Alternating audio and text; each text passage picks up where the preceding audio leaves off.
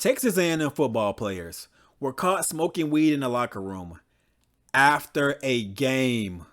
Stay off the weed. They say money doesn't change you. It just reveals who you really are. I'm all for paying players, but maybe it was just too much, too fast. In today's football climate, NILs reign supreme. Recruits want to go to the schools that can offer them the most both on and off the field. They want the Hellcats, the jewelry, the exposure, and the chance to play at the next level. Texas A&M offered their players all of that, which led to them having the highest rated recruiting class ever. Well, as you will find out in this video, things aren't all rainbows and sunshine over in Aggie land. 3 freshmen were caught smoking in the locker room, and this may lead to some of their athletes heading down to Jackson, Mississippi to play for the world-renowned Coach Prime. What's good, YouTube? It's your boy Reggie from HBCU Spotlight, and I'm back with another banger. As you can see, 90% of the channel's viewers are not subscribed. So hit that subscribe button and notification bell so that you will be alerted anytime that I upload a video. Without further ado, let's get into it. Texas A&M is a mess right now. With all of that talent, you'd expect them to be producing on the field, but their record suggests otherwise. They are currently 3-5. I'm not even sure how that is possible when they have spent millions on recruiting, coaching. You would think Texas A&M pays their players enough for them to act right, or at least stay out of trouble. I technically don't blame the players. You can't build a house without a solid foundation. This is the same school that fired their previous coach, Mike Sumlin, after going 51-26 in 4 seasons without ever having a losing season.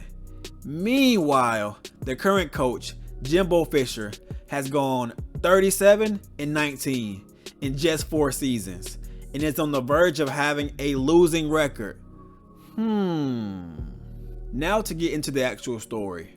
What in the world happened? Who are the players? And what does Jackson State have to do with any of this? On October 22nd, following the Aggies' heartbreaking loss to South Carolina, 24-30, 3 players decided to relieve some stress by impersonating Snoop Dogg in the locker room. 3 freshmen have been suspended as a result of this, 2 indefinitely, and one of them might be interested in transferring to Jackson State. Even his mom is talking about it. Hang in there with me, I'll break it all down. And while you're at it, hit that like button. This is some grade A content right here. So who are the players, and are they any good? As mentioned before, all of the suspended players are freshmen and were top recruits in their class.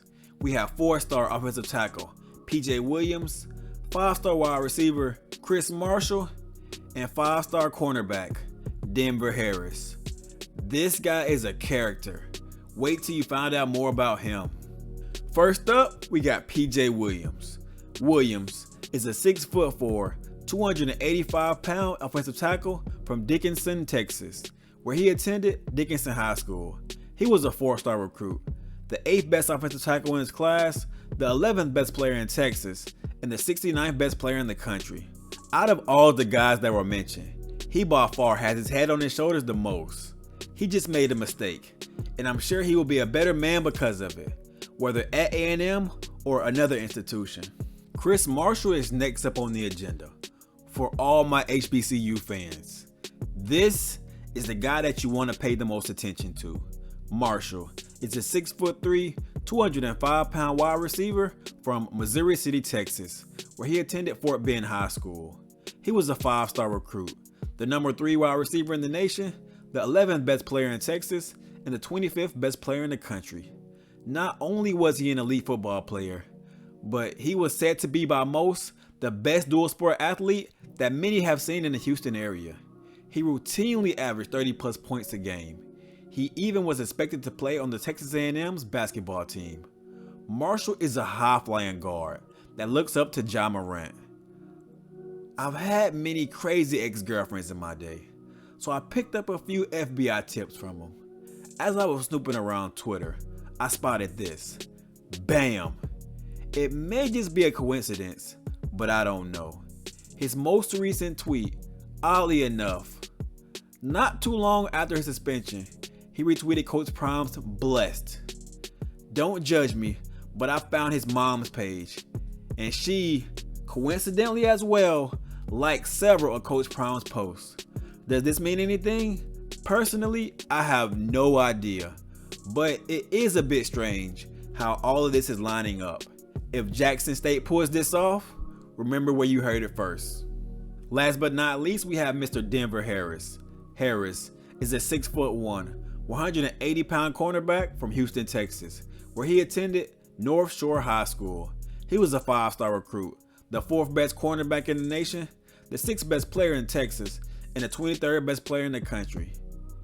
The highly touted freshman has already made an impact on the field. He was selected to the mid-season All-American team. On the season, he has 14 tackles and 3 passes deflected.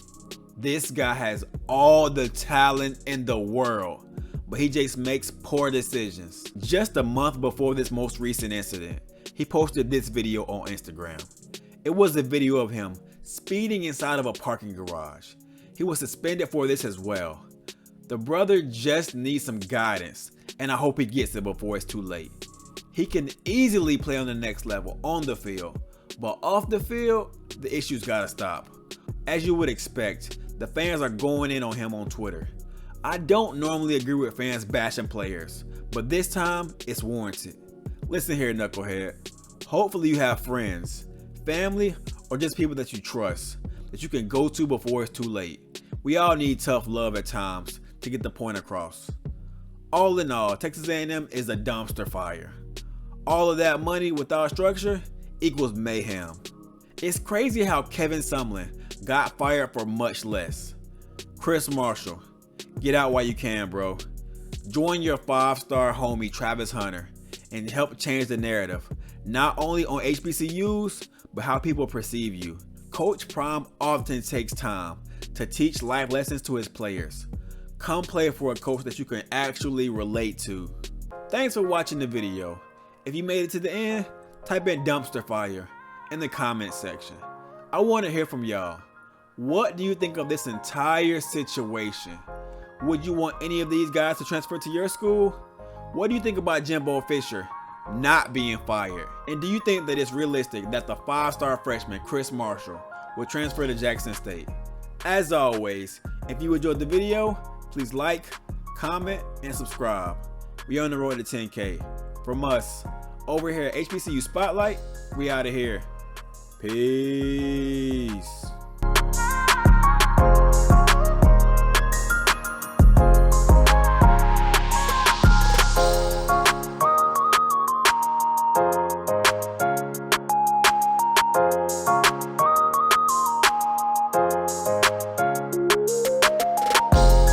And I'm got a babies on my